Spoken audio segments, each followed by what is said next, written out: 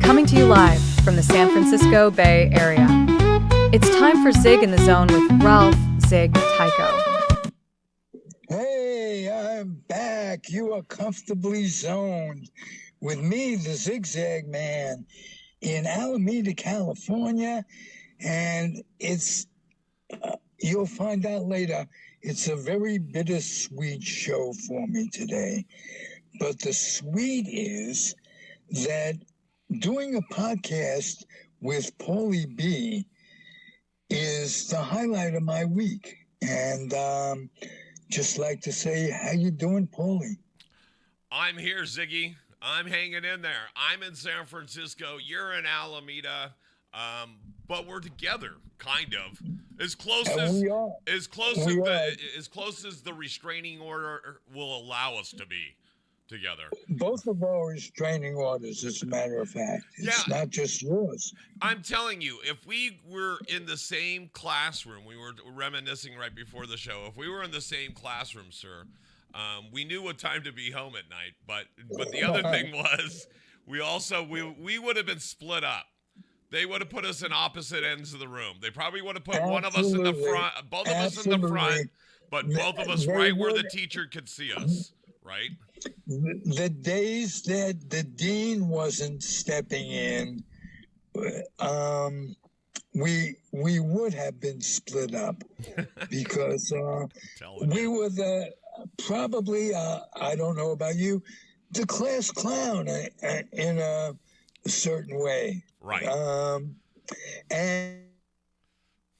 And with na stuff, I'm sure you, like me, did it in such a way that the teacher was getting zinged. Oh yeah. So right? I was old. I guess I'm young enough. However you want to look at this, I'm young enough that we didn't have the dunce cap. You didn't have to sit in the corner and sit with the dunce cap on. No, the equivalent to that in high school is when you would impersonate your English teacher. You would get sent to the dean's office. Right, and you'd always have to have somebody take you to the dean's office. No, they would time us. They would time us. They would literally, he knew how far his classroom was and how long it would approximately take, which his room on a high school campus, he was conveniently located near the dean's office. So, I mean, literally, it was like a 45-second. He was like the second from the end. You went to the main hall. You went one hall over, and it was the first room. So if you weren't from his door to the dean's office in 45 seconds, you're fucking around. And so they would always get on the phone and go, hey, I'm sending you Brumbaugh. And they would and go, set their Casio watch and go. And so that's kind of what it was. And that was my equivalent. I remember my dean from high school, Mr. Guest. And he signed my yearbook, "We're going to graduate you one way or another." I like to make the guy a liar. So I got my GED, or at least I paid for it on the black market. That gets you, though. What's that? the one way or the other comes back at you. Yeah, right. Those are the details, the devil in the details. Um, but it sounds like you graduated and did well. Well, I know you did well. Um, and I know that you did it your way because we both have that in common. We're going to do it our own way. And the idea that your way and my way on this venture is working so beautifully is cool as fuck for me. it is for me too. I mean, if you think about it, we are doing it. We're leading the lives we want to lead the way we want to lead them. We've always done that. Yeah, From the we're getting beginning, some from the pleasure. beginning, we We're were getting some pleasure out of living some crackhead screwball fuckhead his dream. We're doing that. right. So that we have a little of the vindictiveness that it takes, the narcissism that it takes to do this. Not many people can do it. It takes a certain amount of guts in just asking guests to come on the show. Right. And anyway, it's fun doing, and I enjoy it. So let me get to the bitter part of the show. Well, let's You talked segue it about this way. Let's segue it this way because we're not the only ones that lead or live our lives on these terms, on our own terms, right? We've done it since we were young. We were just talking about how did we know, even though we're a couple generations apart, or at least one, right? 1.5 or something. So Right. we still had the same curfew. Our parents knew that when the street lights went on, your butt better be at home.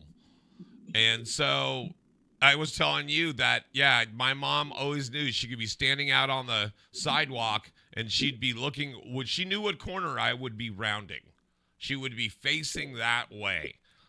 And as soon as I hit that turn, because we were I think 6 houses down from that corner, you could see her motion. Like, come on. It's about time. Let's go. You're late. Lights are on already. And so. And all that translated to they cared. They cared. And that's having somebody care about you. It's very important. As a kid, especially. Oh, absolutely. Even though we were all kind of latchkey kids in those couple generations there, but I mean, we kind of did life on our own terms early on, and we're doing that today. And we also, today we're kind of celebrating the life of another person that did the same. So why don't you tell us a lot about your friend?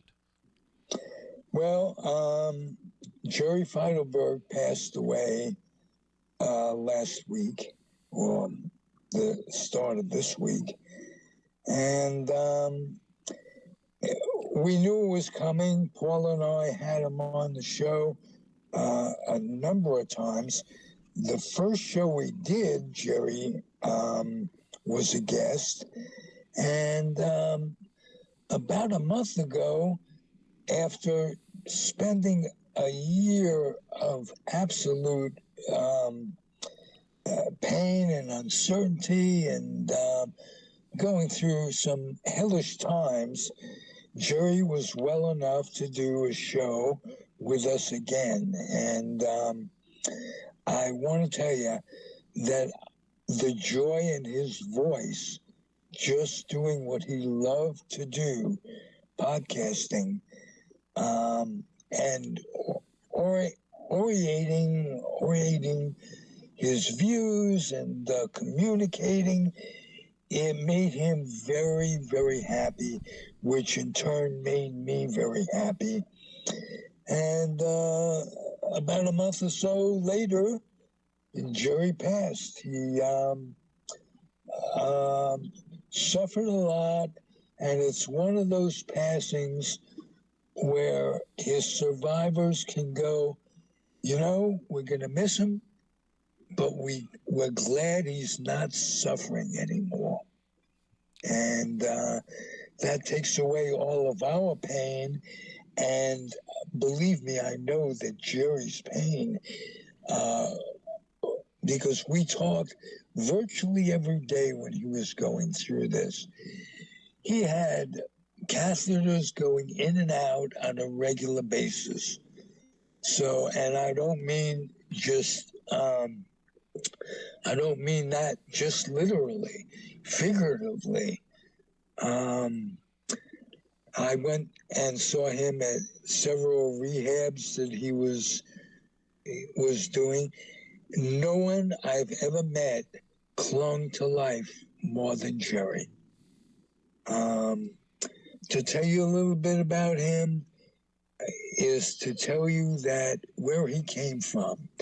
His school in Boston was called the Latin School. You had an incredible competition to both get in that school and to stay in that school. And not only that, Jerry was an athlete in school. He played football. So, but that didn't matter to the powers that be in the school. He still had to do everything. It wasn't like he was on a scholarship or whatever. He had to do everything as well as do practice and what have you. He developed an incredible sense of discipline from his time spent there. He went on to pharmacy school, and when he was approached by the then trainer of the Oakland A's to become the A's pharmacist on staff.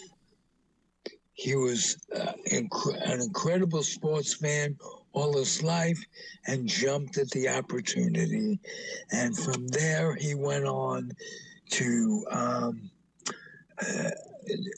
journalistic point in his life where he'd talk about his experiences both on podcasts and in print with what it is to be a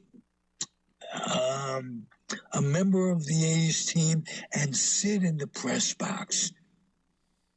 And he communicated that so well that George Grimm and I, in the book that we wrote, Comfortably Zoned in a Vat of Fine Tar, which was basically a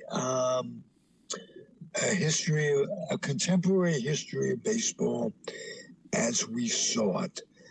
And he was featured in that book. We wrote about him and other people that sit in the press box because all of us would love that experience, to be part of the game. And we chronicled that in the book.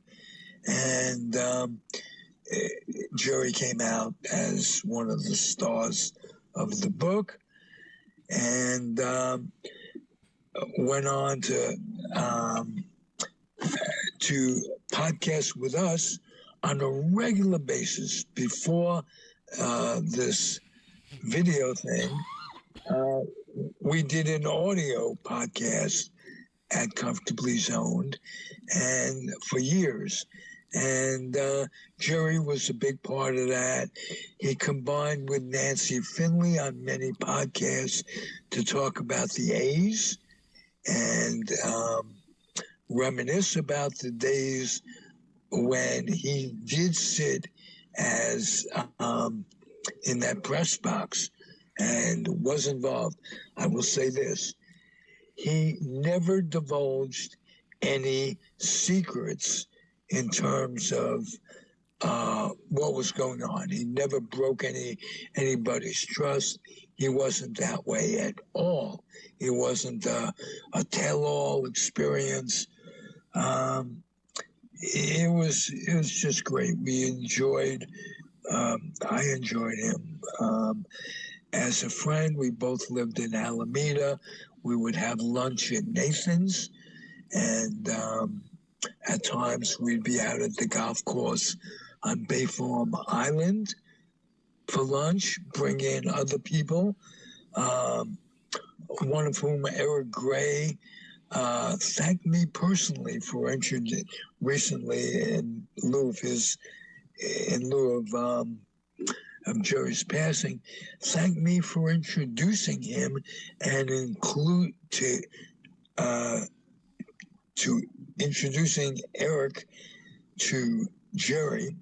And Eric sat in on many of the lunches that we had. And we talk about politics. We talk mostly Jerry and Eric as an example. Our ideology isn't far from each other. We don't basically intentionally socialize with people whose ideology is not like ours. So members of our group included Michael Duca, who was the official scorer, one of the official scorers of the Giants and the A's, and also included in my book, if I'm not mistaken. What he does is an incredible skill to be able to concentrate on a game. I'm talking about Michael, Right.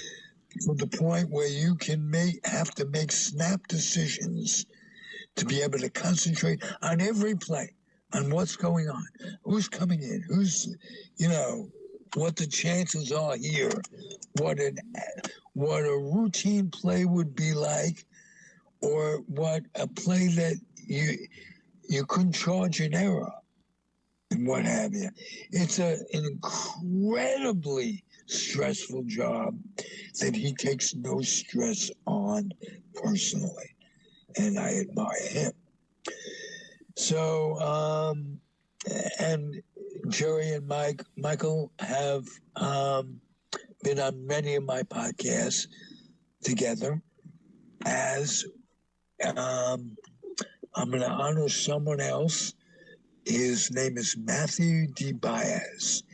And Jerry and Matthew have teamed up in the last 2 years to express the ideology as well as anybody I know that we all share.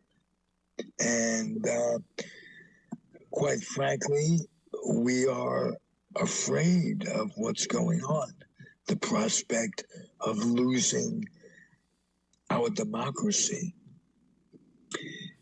Yet we keep hope, and we're always looking for the things that are positive.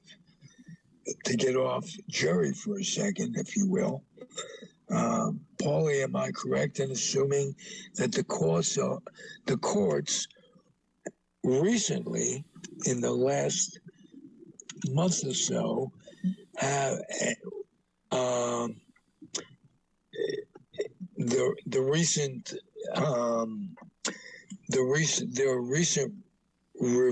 ruling from the Supreme Court, notwithstanding about the kidnapped El Salvadorian prisoners. right. Yeah, right. And it was condoned by who? By the Chief Justice it wasn't condoned, but he's going to give it some time. Let the guy rot in prison in El Salvador, or have them not be able to come up with him or whatever. Yeah, last night's or yesterday's ruling was basically that now they have to put a pause on anybody that is being deported to a country like that. There's a pause. Right, but they were supposed to do a pause before. And they also think that now that there's this ruling, how's it really going to roll out? How's it really going to work? Because it didn't work the first time. So Right. That's why we're scared. And I'm including you in being scared because you have to be, we have to go, wow, our lives would change so dramatically if democracy is totally overthrown. well, and we We have would to have, look at it. We have checks and balances for reasons, right? And so the one thing I know is that this new administration, which again, I hope they do take me off the internet, not necessarily on your podcast today, right now, but I wish they would. They need to. They say there's freedom of speech, yet you're unable to say things. You can't even go to school without being plucked out. It doesn't matter if you're a U.S. citizen or not. There's a gentleman, like you just said, that's fighting for his right for freedom. He shouldn't even be where he's at, but yet he is. and they already decided that he was okay to stay. Right. That's what gets me. The ruling has already been made, and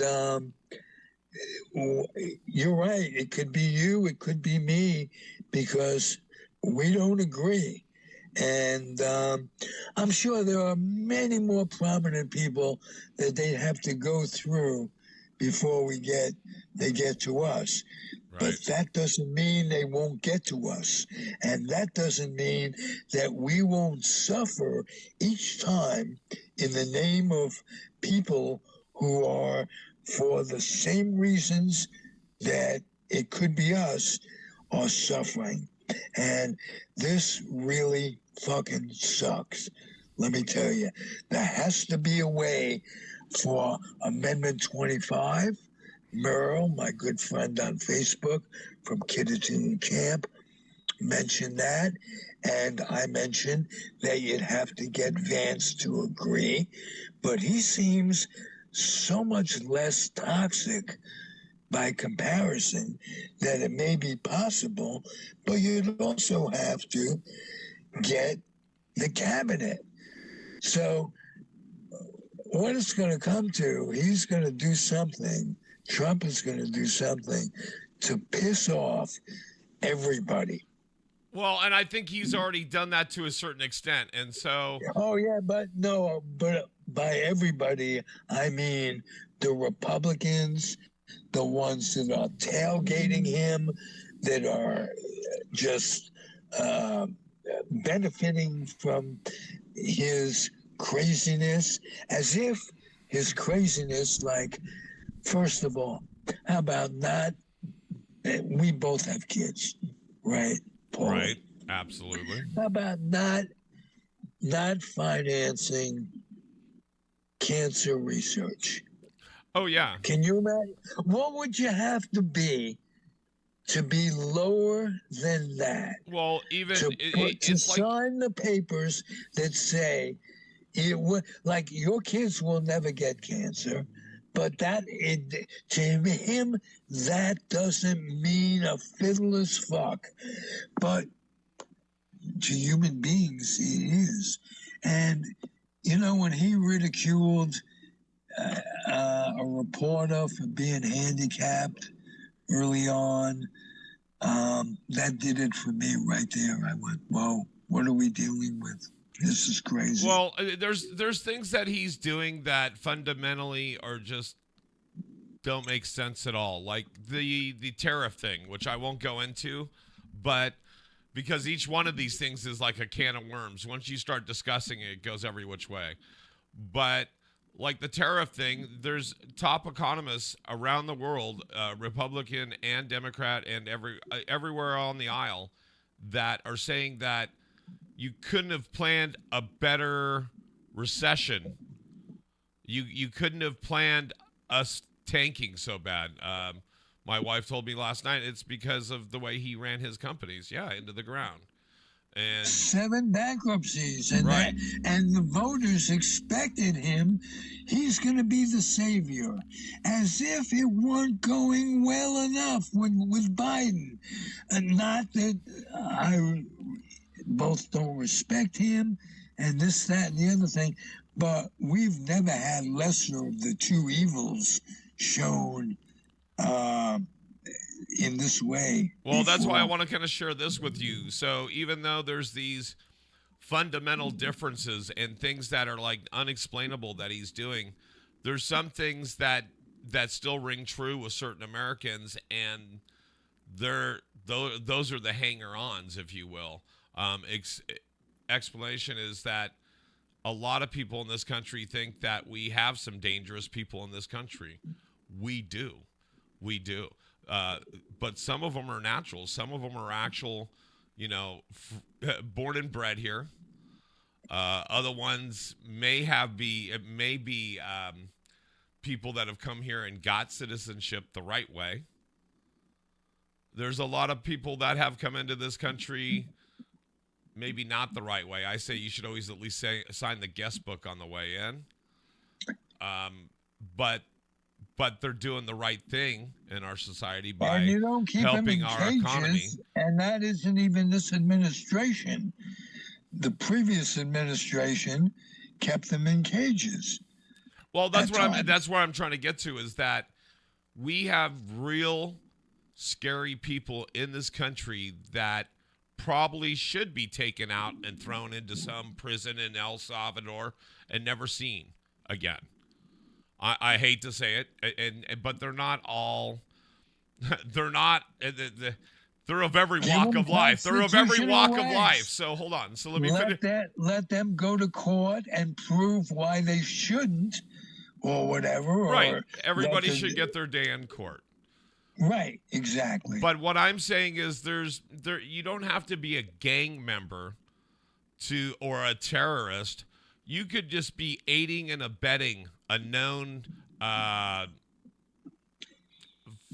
felony.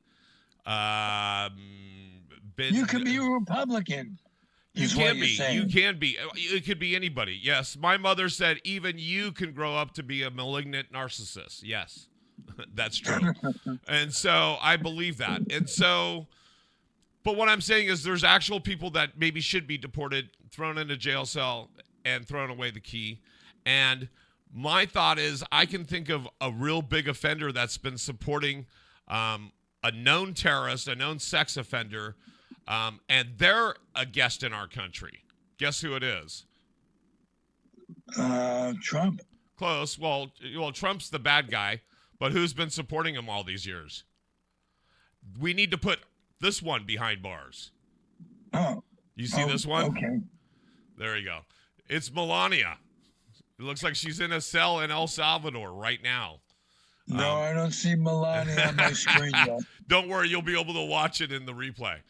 But that's beautiful. But I'm telling you, maybe that's what it should be. Maybe we should start getting rid of some of these bad people. I hate to say that some of these people are in government. Some of these people shouldn't be pardoned. Some of these people shouldn't be above the law. There's going to be some real consequences for the American public at large. We're going to be reaping. We're going to be reaping some really bad stuff. Coming after Social Security, and they are. And we saw it this past weekend. Thousands of people took to the streets, and that's just the beginning. Right. Because we're not going to take this shit.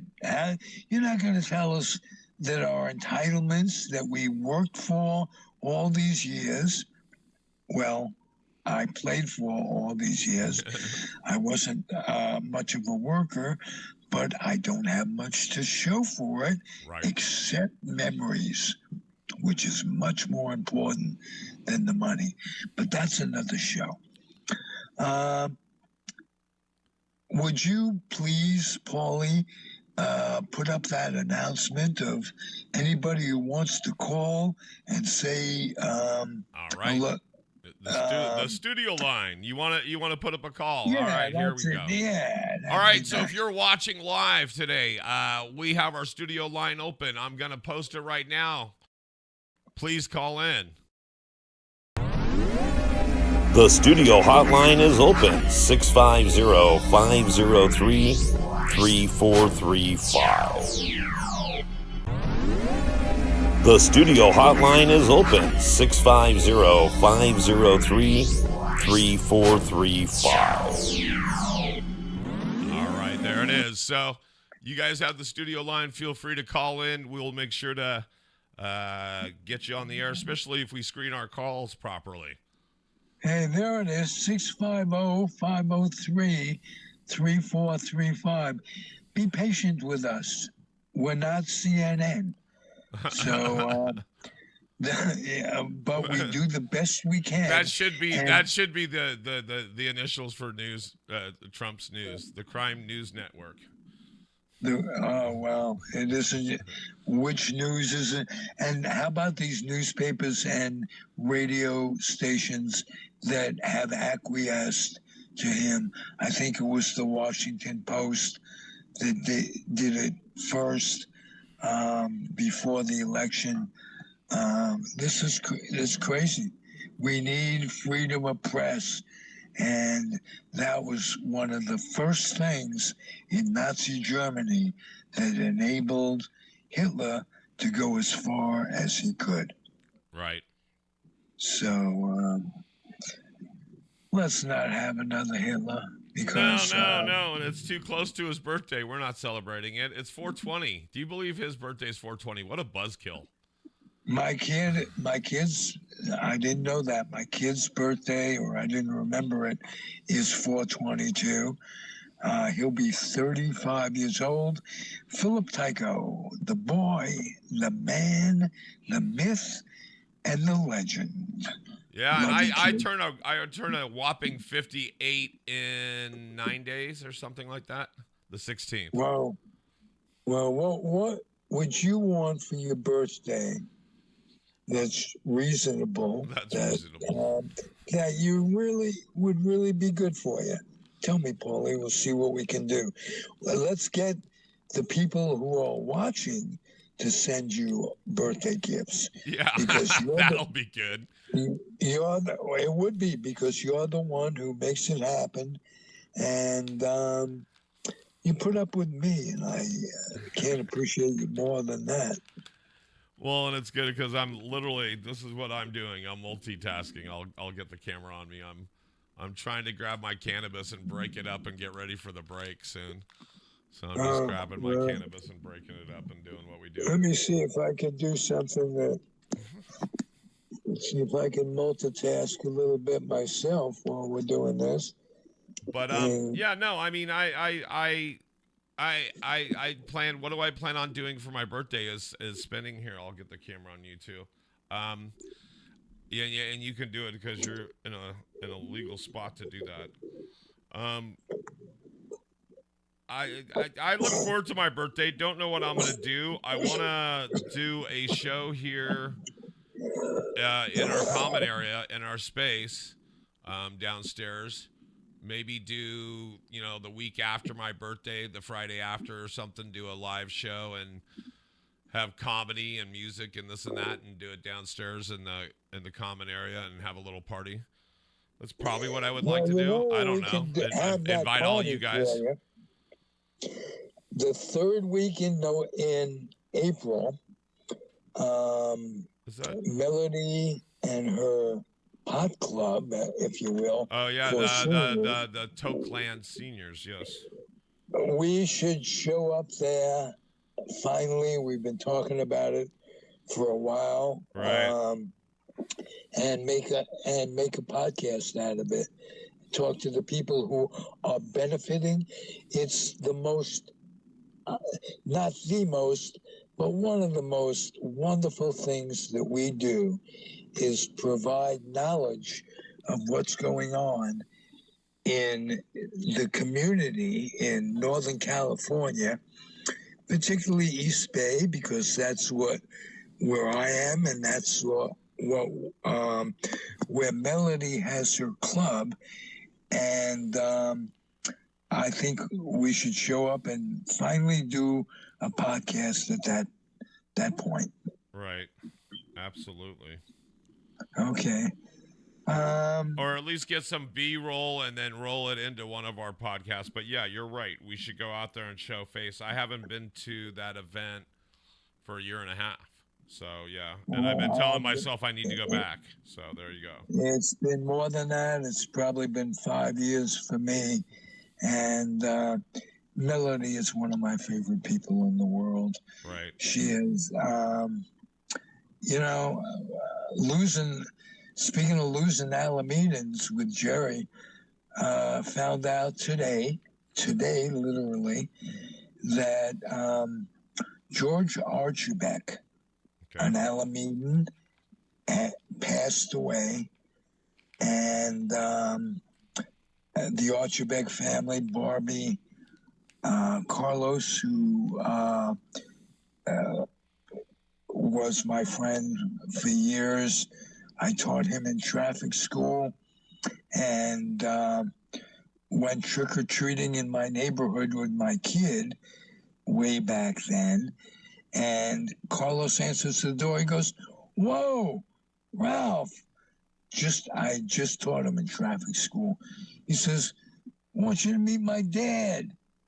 And I got to meet George at that time. And the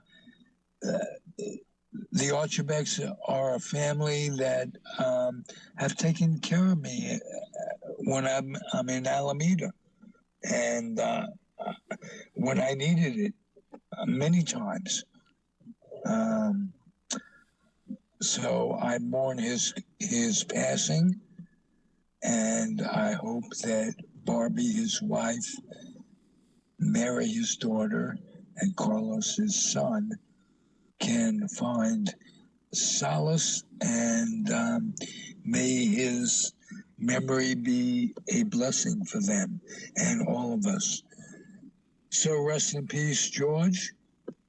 Um, this has been a month, a start of the David Hirsch, my good friend, who lived in Nelson, British Columbia. We were buddies in Sacramento. He brought me to the Bay Area. David Hirsch passed away. Marty Rose is in hospice, and it's been quite a month. I gotta tell you. Fuck mortality. How about that? Well, how do you want to go out? Not today. Well, yeah, there you go. That's the right answer. I mean, really and truthfully, I want to go out. My needs will always change. So I will, right now, I don't want to go out. Right. But if I get to the point where I need to die with dignity, I will provide for that without having to go to Oregon, which have those rules, those laws. You can die with dignity. I would do it in a scofflaw way. I'd make arrangements to go, because if I have a hangnail, I'm looking for hospice at this point. So I would not be a particularly good patient, as those who have taken care of me. Well, I haven't really been sick often, but I had my appendix out when I was 16. I got through it. What's the sickest you've ever been, Paulie? Walking pneumonia. I had walking pneumonia when I was in my teens. I was like 17, 18. I had walking pneumonia. I was sick for a couple months. Was never hospitalized, but now that I look back on it, probably should have. It was horrible. I just kept, at that time I was kind of homeless. And at that time, yes, folks, it was called homelessness. It wasn't houseless. It was homelessness. And I just had to keep doing what I was doing to survive, to have food in my mouth, shelter, that kind of thing. And if I remember right, At that point, I was either sleeping on people's couches or in my car, which I was fortunate to have a car. And I got really sick. And then it was shortly after that I had a like emergency appendectomy happen. I almost died from having an appendix burst. So those times really stick out. Probably the most. The walking pneumonia was silly, because of the way I got it, and then I kept it for about a month and a half. And like I said, I didn't even live in a house at that How time. do you get it? At that you- time, I was doing something stupid. I was actually smoking cannabis through a bong with lots of ice. And I kept doing that. That was the craze, is that you put ice inside of your bong, inside of your water pipe. I still did that up until last year when I became not homeless, but different kind of home, studio home. Right, exactly. But I had no idea that was bad for you. Yeah, I used to fill it up with I was really kind of funny. I would get even crushed ice, and Me too. and I would fill the flippin' bong up so that it would be leaking if it started melting. So I mean, it was totally cooling off the cannabis smoke, and it was great. But doing that is a craze for a long time. I think that's what got me, because I don't know what else did. I don't know how else you get pneumonia, but for some reason that sticks in my head, because that was something that was new in my, let's say, my habits or my diet. And so Well, I thought pneumonia was when you get a cold and it goes worse, becomes pneumonia. right, it literally was like a bronchitis type thing that got worse. And it just, like I said, I had it for like a month and a half, 2 months. I never shook it. And then it finally started getting better. And I can't remember at that time. I don't think it was antibiotics, because it wasn't viral or anything. It was literally, it had to run its course. And so. Hey, Paulie, let me send a shout out to some of the people in Alameda that are either good friends or terrific people in business. Okay. So I want to start with Yolanda Shimoni, who just recently changed her locale.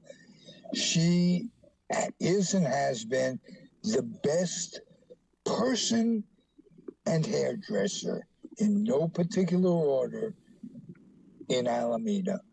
She is a wonderful person who is one of those who, when I started my nonprofit, People Care for Daycare, back about 20 years ago, she was offered a contribution up front that got the paperwork taken care of.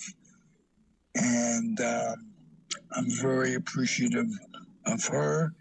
So I want to reach out to all the people in Alameda. And Support just her. to let you know, you reversed your camera. I think it's because you touched your screen, but that's okay. We can still hear you. I just have you off camera. Okay, don't worry about me. Don't worry about me on camera. I have a face for radio. You and I both, sir. You and I both. So, but I'll talk about her. I want to talk about a person named Eric who runs a store in Alameda on Park Street. It's called Rocket Reuse. And I've been here for 32 years. It's the most interesting store in Alameda. They have vinyl records, used books, and used clothing, vintage clothing. I won't say used clothing, but and more than that, Eric and his family have been one of those who are just great. You go in and you talk to them about anything. Good people. How about that? There you go. So that's my shout outs for the week. But I also want to talk about my second firm sponsor. Andrew Dosa, the attorney, is the first.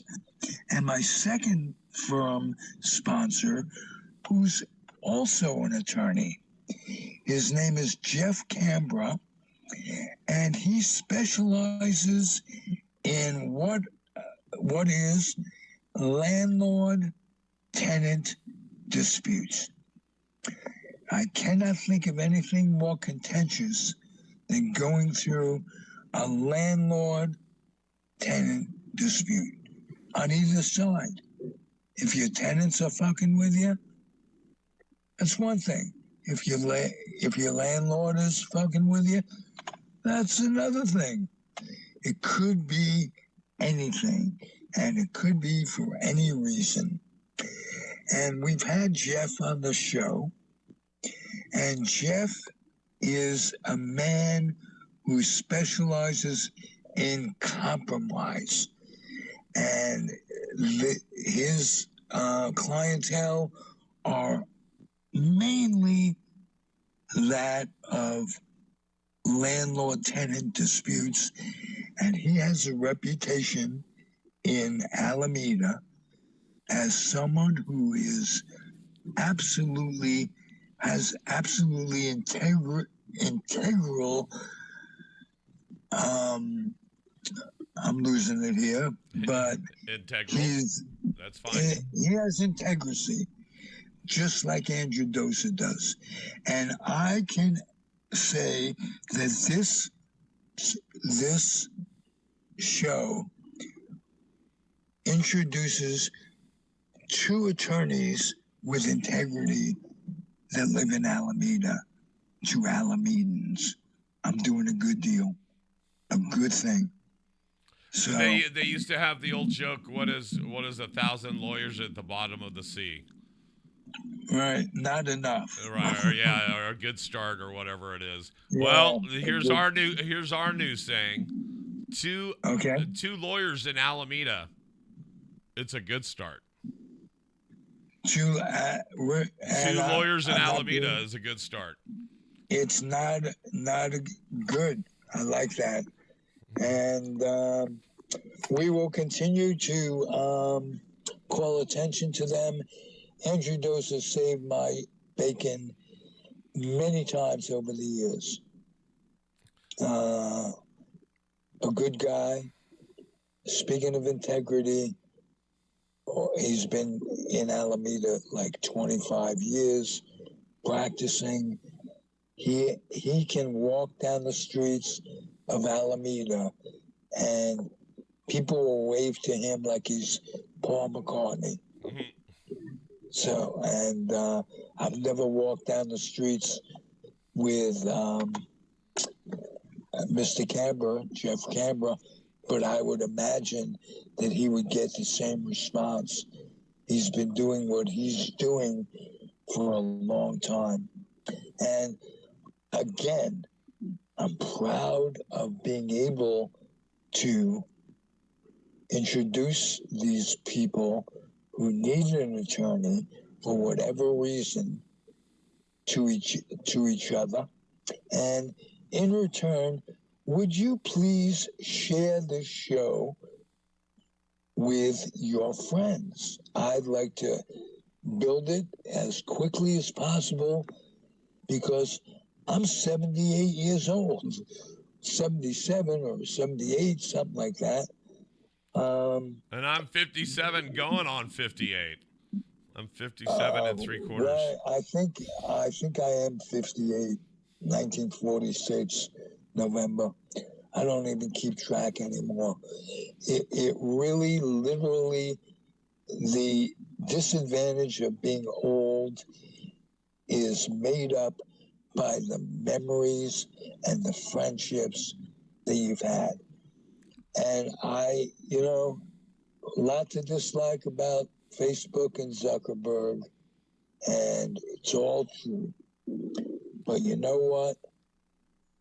The idea of being able to have 5 friends that were at my bar mitzvah at age 13, 60 years ago, on my Facebook. To be able to communicate with people that lived in my building. How about communicating with people that I played ball in the schoolyard with? How about communicating on a different thread? People I went to camp with for 7, 8 years, back when I needed to be taught and formed a little bit. And I was lucky enough to get to go to summer camp. Communicating with people like that.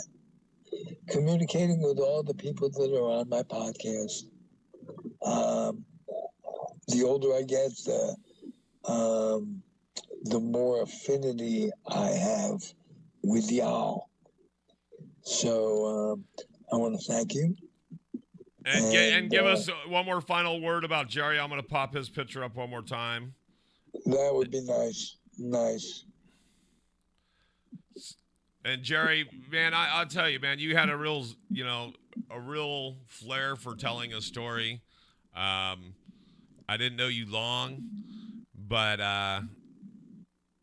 strong individual, a lot of personality, Jerry. I will remember our conversations on and off air. I want to thank Zig for introducing me to you. Well, all absolutely your friends. my pleasure. And remember, Jerry was on our first show. So that gives you, and I had worked with him for 5 years doing podcasts. I was pretty confident that he would give me a great segment, and he did. And again, it was my pleasure when he came back a month or so ago. His mind was there till the very end. And at that point, we both thought he was going to survive this terrible, these terrible illnesses, but it was not to be. Paulie. Yes, sir. Regards to your mom, I love her for producing you. I do too. I appreciate it. My parents made you the guy you are. And regards to Christine, who I think takes better care of you than you deserve. How about that? That's probably more than true. And I want to thank you for taking care of me. At least you're chicken soup for my soul, Ralphie. You know I love you, buddy. Well, how about a pizza for your soul too? Come on out and share a slice with me. You know, that's one thing, man. That's one thing that I'll always keep in mind, no matter where we are in this universe of ours. Every time I have a slice of pie, I'm always doing it with you anyway, Ralphie. Love you, buddy. Beautiful. And you guys out there, get in the zone. We do this every Tuesday from 11 to 1. Sometimes we run over, sometimes we run short, but no matter what, we're always running. Hey, subscribe too as well. Yeah, subscribe, ring that little bell. If you're on YouTube, ring that little bell so when we go live, so do you. Make sure to send us any email, any questions through the email. You can send it to Ralph at comfortablyzoned@gmail.com.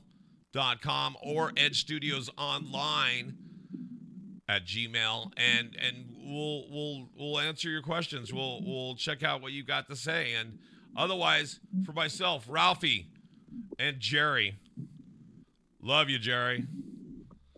You guys Love have a you great very day, much, man. Jerry. Love you too, Paulie. You don't have to be dead to get my love. There you go. We'll see you guys next week in the zone.